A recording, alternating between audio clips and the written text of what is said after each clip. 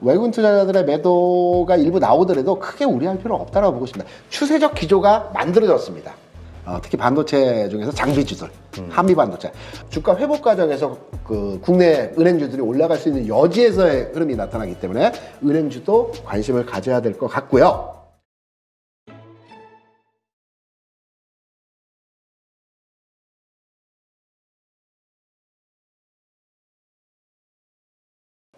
우리 김대중 대표께서는 네. 지난주까지 그리고 올 월요일까지도 지금 강세장이 네. 좀 계속 이어져 갈 거라고 이제 예상을 하셨는데 그렇죠. 지금 그 뷰는 변함이 없으신 거죠? 전혀 변함이 없고요.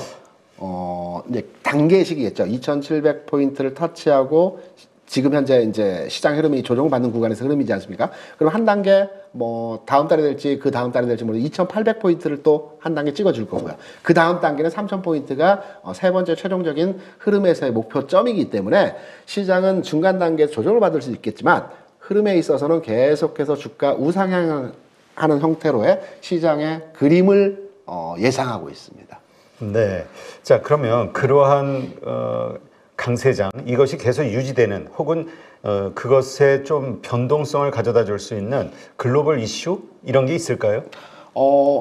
이번 주에 발표되는 PC가 가장 중요한 그 시장에서의 이슈 모멘텀 변곡점이 될 수 있고요. 이 PC 발표 이전에 연준 위원들이 최근에서 계속 발언한 내용들을 보게 되면 시장 부정적 견해에서의 내용들이 계속 그 시장에 나오고 있습니다. 그래서 아마 PC 중심으로 해서 미국 시장은 고점부 찍고 기간 조정 형태로 박스에서의 움직임이 16,000에서 15,000 사이에서 등락의 과정이 나타나는 형태로의 진행이 될 것 같고요. 우리 시장도 여기에 조금 연동하겠죠. 그렇지만 우리 시장 같은 경우는 미국 시장 대비 상승률 자체가 다르기 때문에 지수의 조정폭이 그렇게 크지는 않을 겁니다. 그래서 이번 주 그리고 다음 주 구간까지의 흐름에 있어서는 이 등락장이 연출되는 과정에서 흐름이 나타날 것이고 글로벌 이슈라고 하는 PC가 있고요. 다음 달에는 중국 양회가 있죠. 양회에서 중국이 어떤 경제 정책과 올해 전망들을 발표하느냐에 따라서 중국 시장의 어떤 흐름들이 나타날 수 있기 때문에 글로벌 이슈 중에서 가장 중요한 또 민감한 이슈라고 한다면 PC와 중국의 양회 이 두 가지 정도를 체크해 볼 수가 있겠죠. 네. 자, 지금 외국인 오늘은 코스피에서 한 4,600억, 네. 코스닥에서 한 1,200억 정도 수요일 그렇죠. 이제 들어왔단 말이죠. 네. 이 흐름, 외국인의 매수 흐름 이것은 앞으로 어떻게 이어져 갈 거라고 예상하시나요? 앞선 시간에도 말씀드렸지만 외국인 투자자는 올해 안에 국내 주시장에 들어올 수 있는 여유 자금이 25조 내외가 될 것 같습니다. 그래서 오늘 뭐 몇천억 샀는데 이런 추세는 매도 나오겠죠 중간에. 하지만 매수는 강하게, 매도는 짧게 이러한 형태로 주기적으로 반복적 흐름이 나타나면서 올 한 해 내내 외국인 투자자들의 비중 확대 전략에 있어서 진행될 것이다. 한 25조 정도가 나타날 것으로 판단되고 있기 때문에 외국인 투자자들의 매도가 일부 나오더라도 크게 우려할 필요는 없다고 보고 있습니다. 추세적 기조가 만들어졌습니다. 상향화로. 그래서 외국인은 시장의 긍정적인 요인으로서의 작용할 것이다. 이렇게 판단하는 부분이죠. 지금 PC 발표, 네. 지금 계속해서 쉘터, 주택가격, 임대료 네. 이쪽에서 자꾸 좀 가격이 꺾이지 않는다 해서 자꾸 불안한, 이번에도 만만치 않은 지수가 나오지 않을까, 네. 이것이 또 증시에 악영향을 끼치지는 않을까 걱정하시는 분들이 좀 많이 있더라고요. 좀 우려되는 부분이긴 하는데요. 그 내용이 시장의 기조적 변화를 바꿀 수 있는 내용은 아닐 것으로 판단되고 단기 흐름에서의 속도 조절에 대한 제어하는 형태로 미국 시장 최근에 뭐 일부 상승의 흐름이 나타나면서 좀 과열 논란도 많이 있지 않습니까? 이런 부분의 속도 조절 측면에서의 조정 국면에서의 이슈가 될 가능성이 높고요. 크게 우려할 필요는 없다라고. 조정받으면 저점에 살 수 있는 기회가 될 것 같다라고 해석을 하시면 되겠죠. 자, 그렇다면 우리 수급과 관련해서 이제 개인들이 네. 언제서부터 본격적인 매수를 할 것이냐. 네. 요즘은 오르면은 팔고 내리면 사고 되게 스마트한 것 같기는 네네. 합니다만 또 이러다가 또 크게 상승하는 주식들을 좀 일찍 팔게 되는 거 아니냐라는 뭐라 그럴까요? 우려도 좀 있기는 그렇죠. 해요. 제가 현장에 있으면서 느낀 게 우리가 흔히 개인 투자자를 폄훼해서 개미라고 얘기 많이 하지 않습니까? 근데 제가 경험한 개인 투자자는 매매를 정말 잘합니다. 다만 큰 시세를 못 먹습니다. 안타까운 부분. 큰 시세는 외국인이 다 먹습니다. 기관도 일부 시세를 이제 가져가는 형태이고요. 개인 투자자는 바닥을 정말 잘 잡거든요. 그리고 일정 부분 상승하면 또 매도하고 뭐 다시 바닥에 잡고 이런 형태에서 매매를 하는데 저는 주식 투자에 있어서 큰 수익을 만들어가고 그런 큰 수익을 냈던 분들의 투자 형태를 보면 가장 중요한 끝까지 먹는 형태로의 진행이 가장 수익을 내는 그 아주 중요한 부분이었다라고 생각을 하고 있거든요. 그래서 올해장 그리고 전체적인 시장 분위기 측면에서 한 2년 정도 조정을 받았고 올해는 상승 흐름이 계속적으로 연속 진행될 것으로 예상되고 있다. 이번만큼은요. 빠지면 사고 오르면 파는 형태의 매매를 가져가시기보다는 빠졌을 때 잘 사서 한번 가져가 보시는 형태로 수익을 극대화시키는 전략은 어떠할까? 제가 여러분께 감히 말씀을 드리면서 이번 흐름은 이러한 흐름이 수익이 많이 날 것이다 라고 말씀을 드립니다. 이게 또 한국 증시만의 우리 뭐라 그러죠? 두더지 잡기 혹은 메뚜기 때 네. 그냥 유동성이 부족하다 보니까 여기서 요만큼 먹다가 또 새로운 뭐라 그럴까요? 상승 모멘텀을 찾아서 이렇게 떠돌아다니는 네. 자금의 흐름. 이것 때문에 이게 한국 증시임을 인정을 하고 이렇게 매매해야 되지 않냐라는 의견도 있긴 합니다. 최근래까지는 그게 맞았죠. 그러니까 저 스타일은 바이앤홀딩 전략을 기본적으로 가져가는데 항상 털립니다. 그러니까 털린다는 게 무슨 말이냐면 잘 샀는데 올라갔다 다시 제자리로 오는 경우들이 많이 있었거든요. 근데 이게 한번 추세를 맞아버리면 이 수익률이 폭발적으로 늘어나는 형태로 진행되거든요. 여기에 애드업 전략. 그러니까 추세를 한번 만들어서 방향성을 갖고 주가 쭉 올라갈 때 여기에 흔히 말하는 불타기라고 하죠. 애드업을 통해서 수익을 배가시키는 게 저 기본적인 트레이닝 전략이거든요. 그렇다 본다면 여러 가지 시장에서의 징후들이 지금 포착이 되고 있습니다. 예탁금이 지금 55조 원까지 올라왔습니다. 네. 뭐 얼마 전에 56조, 7조 잠깐 올라갔다가 50조까지 쭉 빠졌지만 최근에 시장 긍정적인 뷰를 보는 투자자들이 많아지면서 예탁금이 다시 55조 원까지 늘어났거든요. 시장의 전체적인 지금 환경이 좋아지고 있다는 측면으로 판단이 되고 있기 때문에 이번만큼 다를 것이다. 그래서 오르고 내리고 한국 시장의 특징적 내용처럼 그간의 흐름이 이번에도 반복될 것이라는 측면보다는 이번에 방향성을 가지고 움직일 것이라 판단되고 있고요. 이미 경험하셨죠? 2400포인트까지 주가가 빠졌지만 꾸준하게 주가가 올라가면서 지금 2600, 2700 근처까지 왔습니다. 물론 어떠한 방법이 수익률 주변에 높았다라고 지금 현재 상황에서 단언해서 말씀드릴 수 없지만 우리가 한두 달, 서너 달 주가 흐름에서의 내용을 판단해 보게 되면 가져가는 것이 좀 더 수익이 이번 장은 클 것이다. 이렇게 생각을 하고 있죠. 네. 자, 그렇다면 지금의 주가 흐름 네. 이 가운데서 그렇게 좀 바이앤홀드 작전으로 가져갈 만한 종목들, 그러니까 주목하는 종목들이 있으시다면 어떤 게 있을까요? 많이 있습니다. 그리고 가장 고민되는 지점에서의 종목이 있거든요. 반도체. 특히 반도체 중에서 장비주들, 한미반도체. 주성 엔지니어링, 그러니까 한미 반도체가 굉장히 강했다가 이 바톤을 주성 엔지니어링으로 이제 잠깐 넘겨준 상태에서 흐름인데요.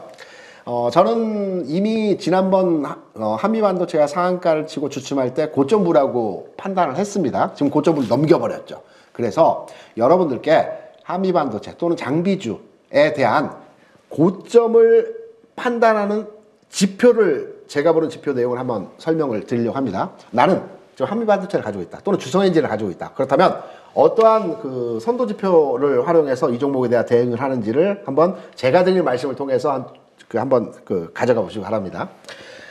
우리나라의 반도체 종목들의 최근 내에서 그러니까 최근 한 3, 4개월 내에서의 주가 움직임을 보게 되면 일본 시장의 소부장 종목들을 그대로 따라가면서 주가 움직임이 진행이 되고 있습니다. 장중 흐름도 아주 유사합니다.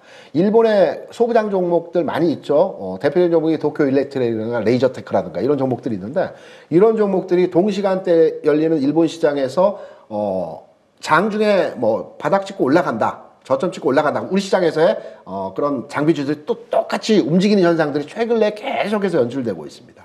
지표로서 제가 판단해서 바라보고 있는 종목이 일본에서 가장 강한 종목이고요. 도쿄 일렉트로닉이라는 종목입니다. 소부장 대장주이고요. 이 종목의 흐름을 보게 되면 최근에 고점을 아직까지는 돌파하지 못하고 있습니다. 고점부에 지금 걸쳐 있죠. 방향성이 조만간 나올 흐름에서 위치에 있는 종목입니다. 그렇다고 한다면 내가 한미반도체, 주성엔지니어링 등등등의 장비주를 가지고 계신다라고 한다면 딱 인터넷 그 컴퓨터 화면에 일본 주식의 도쿄 일렉트론을 딱 열어놓으시고요. 이 종목이 장중에 어떻게 진행되는지 따라서 한미반도체 등등의 종목들에 대한 판단 기준을 잡으시면 될 것 같고요. 한미반도체 같은 경우는 조금 이제 하나 더 들어가서 일본의 소부장 종목들을 체크하면서 하나 더 보실 게 거래대금입니다. 지금 보시면 한미반도체 같은 신고가를 딱 돌파해버렸죠. 그러면서 거래 대금이 연속해서 증가 추세에서의 흐름이 나타나고 있습니다. 제가 이전에 에코프로를 설명드리면서 에코프로가 140만 원 고점 찍고 추세적으로 조정을 받을 가능성이 높다라는 측면에서의 해석점을 드렸던 내용이 거래 대금이 줄고 있다. 주가가 계속해서 연속된 상승을 보여주기 위해서는 앞선 거래에 대한 잡아주는 거래가 계속 유지가 돼야 되거든요. 어제보다 오늘, 오늘보다 내일 이런 거래 대금이 거래량이 아니고요. 거래 대금이 계속 증가 내지는 유지가 되어야 됩니다. 여기서 감소로 전환돼 버리게 되면 주가는 밀려버리는 것입니다. 그래서 한미반도 체크포인트는 일본의 도쿄 일렉트론 주가 흐름 보시고요. 그 다음에 거래 대금이 계속적으로 유지되는지 이 두 가지만 관찰하시면서 고점부를 잡아가시는 형태로의 판단을 하시면 될 것 같습니다. 네. 자, 우리 국내 이슈 가운데서도 증시에 영향을 줄 만한 변수 이런 게 있을까요? 변수 이전에 제가 종목을 이제 추가로 말씀드린다는 것이 반도체 종목을 말씀드렸는데 실제적으로 현 시점에서 관심을 가져볼 만한 종목들이 한 서너 종목이 있습니다. 아, 그래요? 네. 예, 그럼 추가로 더 해주시죠. 추가로 한번 설명을 드리면 일단 첫 번째 삼성물산입니다. 이게 저 PBR 관련 이슈 내에 있는 종목 위주로 먼저 말씀드리고요. 그 다음 타자로의 저 PER 종목도 한번 설명을 드려보도록 하겠습니다. 삼성물산. 삼성물산 보시면 최근에 주가가 바닥점에 한 40% 올라온 이후에 뭐 일시적인 단기 조정을 받고 흐름이 전환되는 상황에서의 모습이 나타나고 있습니다. 기업 지배구조 개선 핵심 이슈죠. 아마 정부에서 2차, 3차 밸류업 프로그램이 작동하면서 기업의 지배구조 개선을 명령할 겁니다. 이런 과정에서 삼성물산에 대한 주가 흐름에 대한 우리가 관심을 계속적으로 가져야 됩니다. 지금 또는 최근에 주가 올라와서 흔들림이 나오고 있기 때문에 특히 PBR이 1 넘어갔기 때문에 이제 관심 종목이 아니야. 1 넘어갔기 때문에 이제 가치 회복을 했어. 이렇게 판단하는 것이 아니고요. 이 패턴의 종목들은 계속해서 주가가 올라가야 됩니다. 삼성물산 있고요. 첫 번째. 두 번째 현대차. 현대차는 많이 말씀드렸죠. 지주회사 이슈 부각입니다. 현대차는 유일하게 10대 기업 중에서 지주회사가 없습니다. 자회사끼리 순환출자 구조로 되어 있죠. 그리고 현대차 그룹은 아직 승계가 안 됐습니다. 대주주 승계가 안 됐거든요. 그래서 이 승계 문제도 있고, 그 다음에 지주회사 이슈 관련해서 내용도 있기 때문에 현대차 주가는 올라갈 수밖에 없는 상황. 여기에 외국인 투자자들의 지분율 회귀, 그러니까 지분율이 36%, 37%에서 46%까지 올라가야 되는 부분들이 있기 때문에 요 이슈가 부각되면서 점진적인 추가 상승의 여력이 있다라고 말씀드릴 수 있겠고요. 금융주. 주로 은행주들이 최근에 탄력이 좋죠. 이 중에서 하나금융지주 정도가 최근 내에서의 탄력도가 가장 빠르게 움직이고 있는 것 같습니다. 금융주는 대부분 이렇게 생각하시는 분 많아요. 금융주는 올라가다 말아. 그게 과거 한 10년, 15년 내에서 계속된 움직임이었거든요. 박스 내에서 어느 정도 올라가면 또 빠져. 왜? 관치금융 성격이 우리나라는 강하기 때문에 정부에서 금융주가 돈을 많이 벌면 배당을 줘라, 주주 환원해라 이렇게 압박을 많이 주는 형태로 기존까지는 진행되었기 때문에 굉장히 낮은 자산가치 수준을 보였거든요. 0.2였습니다. 지금 0.4까지 올라왔는데요. 제가 앞서 일본의 미쓰비시 은행에 대한 주가 회귀 과정에서의 설명을 드렸죠. PBR 0.3에서 지금 0.9까지 올라왔습니다. 이 과정에서 주가는 한 2배, 3배 이렇게 주가가 올라온 상태에서의 흐름이 진행되었는데요. 저는 금융주가 이러한 선상에서의 흐름이 유지되는 가운데에서 일본 시장의 금융주를 따라갈 가능성이 높다라는 측면을 판단해보고 있고요. 우리나라 금융주가 굉장히 저평가입니다. 미국 같은 경우에도 BOA, 뱅크 오브 아메리카 같은 경우에도 PBR 기준으로 해서 0.91 정도 됩니다. 그리고 일본도 지금 현재 0.9 수준까지 올라 1을 넘어가기 힘듭니다. 금융주 같은 경우는. 하지만 1 수준 근처까지는 주가 회복 과정에서 국내 은행주들이 올라갈 수 있는 여지에서의 흐름이 나타나기 때문에 은행주도 관심을 가져야 될 것 같고요. 지배구조는 제가 차후에 이 그림에 이제 준비를 했는데 현대차 지배구조에 대한 내용들은 상승할 수밖에 없다. 이 순환출조 구조이기 때문에 이후에 승계와 지주회사 형태로의 현대차가 부각이 될 현대모비스가 부각이 될 수 있기 때문에 이 부분에 대한 내용은 좀 깁니다. 그래서 추후에 이게 현대모비스 저 아이디어로 네. 사실 2, 3년 전에 투자하신 분들이 참 많거든요. 그렇죠. 30만 원 중반대, 막 이런 30만 원 초반대 예. 그런 분들이 지금 물려가지고 다들 고생하고 있는데 지금 시죠. 네. 참 지금 그 가치적인 부분에서의 어떤 그 부각도 있지만 저 지배구조 이슈 이제 좀 나올 만한 때가 된 것 같기는 해요. 그 왕 회장님이 이제 연세가 있으셔가지고. 그렇죠. 그래서 현대모비스를 투자하시는 게 아니고 현대차를 투자해야 되는데요. 뭐 현대그룹에서 두 가지 그 내용으로 아마 진행할 것 같습니다. 현대모비스 있는 수소 사업 부분을 떼내 가지고 이 부분을 이제 정의선 회장이 이제 투자하고 여기에 대한 지분율을 높이는 과정이 하나의 방법이 있고요. 그게 이제 제대로 안 될 것 같아요. 그러니까 왜냐면 이제 밸류업에 의해서 이거 사적 이득 가져가는 건데. 그렇죠. 이제는 안 됩니다. 네. 사람들이 다 알기 때문에. 두 번째는 뭐냐면 지금 요 표에서 보시면 아시겠지만 현대차 지분에 대해서 현대차가 핵심이거든요. 현대차를 가져가야 되니까. 현대차 지분에 대해서 정의선 회장은 2.6%, 그다음에 그 정몽구 회장은 5.3% 지분을 가지고 있거든요. 그러니까 한 두 더블 차이가 되어지는데 이 현대차 지분을 현대모비스에 녹여서 투자를 해서 이 지분을 가지고 있는 지분들을 투자를 해서 현대모비스에 대한 장악력, 지배력을 가져간다는 건데 그렇게 하려면 많은 지분을 가져가려면 현대차의 주가가 더 올라가야 돼요. 그래야 합병 비율 내지는 지분 투자 비율이 달라지기 때문에 현대차는 주가가 올라갈 수밖에 없는 상황에서의 내용이다라는 측면에서 요 지배구조에 대한 현대차에 대한 말씀을 드리고요. 아프리카 TV입니다. 제가 이제 PBR을 말씀드리면서 올 한 해 자산 밸류업 프로그램에 대한 주가 상황에서의 흐름들이 계속 진행이 될 것이라는 말씀을 드렸는데 지금까지는 PBR이었고요. 이제는 PER로 아마 넘어가는 형태에서의 흐름이 뭐 당장은 아니겠으나 이러한 내용에서의 시장 이슈가 부각될 겁니다. 그 중에서 최근 움직임이 선제적으로 진행되고 있는 종목 내에서 아프리카 TV를 보게 되면 뭐 이슈는 많이 있습니다. 시장에서 이제 뉴스로화 되는 것들은 트위치가 한국에서 철수하면서 여기에 대한 그 반사이익을 얻는다라는 내용인데 트위치가 보유한 시장 점유율 대비해서 아프리카 TV가 얻는 수익은 네이버의 지지직과 이제 나눠갔기 때문에 실제적으로 크게 어떤 트위치 철수에 대한 이익치가 바로 반영되는 것은 아니고요. 최근 아프리카 TV의 이익치가 트위치 아니고서도 계속 증가하는 현상에서의 모습들이 나타나고 있거든요. 네. 이 종목에 대한 PBR을 보면 5.5배입니다. 1 미만이 아니기 때문에 투자하면 안 된다라고 생각을 하겠지만 성장 섹터의 종목들은 또 기준이 다르거든요. 그렇죠. 5.5라고 한다면 이것도 낮은 PBR이라고 볼 수 있고요. 중요한 것은 퍼입니다. 퍼. PER을 보기에는 24배입니다. 아마 이 성장 산업에 있는 종목들의 PER 기준으로 해서 판단해 보게 될 때 24배, 24배는 굉장히 적다라고 아마 공부를 조금 하신 분들은 아실 겁니다. 보통 7, 80배, 100배 넘는 기업들도 많습니다.